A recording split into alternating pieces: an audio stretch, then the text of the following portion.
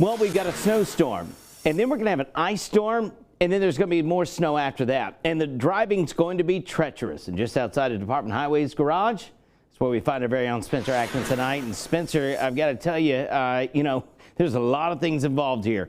Obviously snow, obviously ice. We've got driving issues.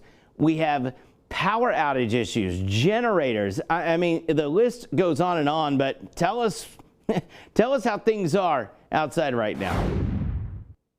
Yeah, so I'm in Barbersville. We're standing up here at Tanyard by Menards, where you have a great view of the highways garage right here. And as far as what's going on, well, I thought they may be kind of active, but I think I can tell they've already put the hoppers for the salt in the back of the big dump trucks. And now they're going to get out there tomorrow as soon as the snow begins.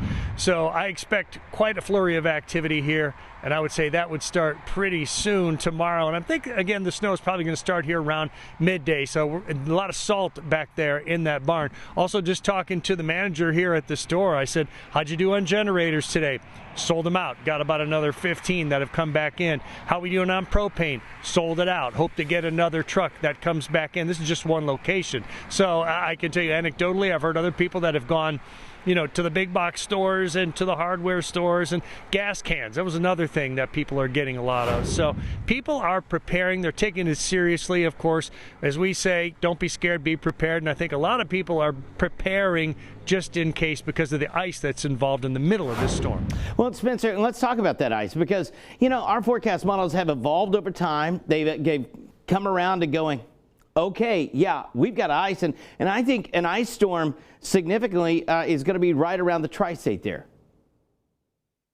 Yeah, and I was looking back at the map. We had 2 or 3 storms back in February of 2021, if you recall that. That was the last big ice storm. And what's amazing is some of those amounts were very similar to what we're seeing here. But now I don't want anybody to panic over that because if you recall, we had it was 2.5 storms really when we go back and look at it. So things are already kind of bad when the next one came in, and that's what made that worse if we really stop and thinking about it. It wasn't just one event. This looks right now to be just one event. And if we look at those maps, we go into the zone where there's kind of 3 stages. There's up to 1/4 of an inch, and that's more of a nuisance. If you go 1/4 of an inch to 1/2 of an inch, that starts to load down your trees. And you can have spotty power outages, what we say numerous power outages here and there. And then when you get above 1/2 of an inch, well, you can call it what you like, catastrophic, whatever the word is that you like to use, crippling, however you want to say it. But some of us could see that. And in particular, let's go from Huntington to the west. We're not saying that that's the final answer, but we need to be prepared for it all the same. And more than anything, Spencer, I mean, you and I have talked about this. This is one of the most difficult storms that we've had to forecast in our careers, and not the worst, but it's very difficult. As things have evolved, we've looked at initially snow, and we looked at that warm wedge. And the wedge still wins to some degree, but on the backside of that system, with the ice, comes the wind.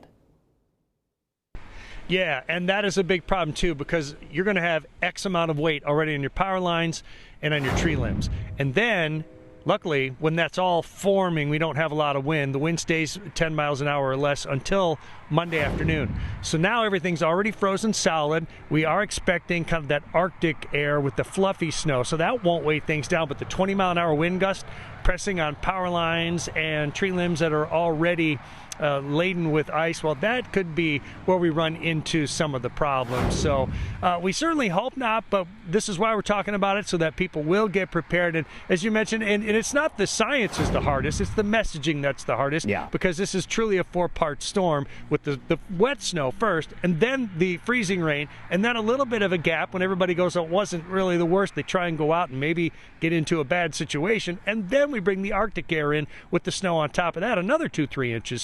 So many pieces to this one. It's a long-form message that we want people to really pay attention to. And Spencer, with that being said, listen, there's a lot of things that people have said over time of, hey, what do you say about this storm? What should I do? What are your final words of wisdom? Because this is probably the last time people are going to see us before the storm actually hits. Yeah, exactly. You know, patience, but don't overestimate your ability to drive in these conditions. Our friends in Kansas have seen this today. It didn't look like anything. It just looked like it was rain, but it was freezing rain, and we've seen just the incredible amounts of cars that spun off the roadways out there.